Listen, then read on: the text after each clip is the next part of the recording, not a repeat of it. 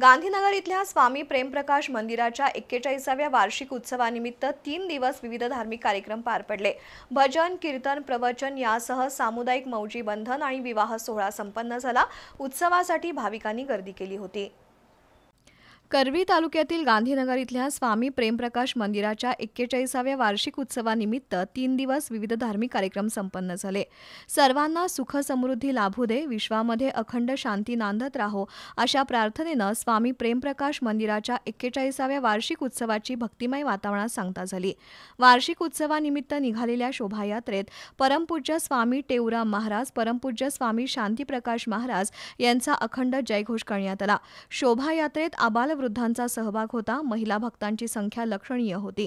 गांधीनगरमधील प्रमुख मार्गावरून फिरून ही शोभायात्रा प्रेमप्रकाश मंदिर परिसरात समाप्त झाली। यावेळी श्री प्रेमप्रकाश ध्वजाला वंदन करण्यात आलं। दिलीप कुमार प्रेमप्रकाशी यांच्या हस्ते आरती झाली। मनोवांछित दिनी परमेश्वराला आर्त हाक देण्यात आली। 3 दिवस सकाळ सायंकाळ सत्संग, कीर्तन आणि विविध धार्मिक कार्यक्रम झाले। राधाकृष्ण लॉनवर सामूहिक मौजी बंधन आणि सामूहिक विवाह सोहळा संपन्न झाला। सायंकाळी प्रेमप्रकाश ग्रंथ भोग साहिबचं पठण करण्यात आलं। त्यात हजारो सिंधी बांधवांनी सहभाग घेतला।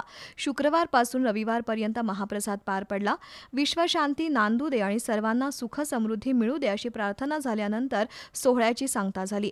यावेळी अशोक संतानी महाराज, मंदिराचे अध्यक्ष बलराम सावलानी यांच्यासह स्वामी प्रेमप्रकाश मंदिराचे सेवाधारी सिंधी बांधव मोठ्या संख्येने उपस्थित होते।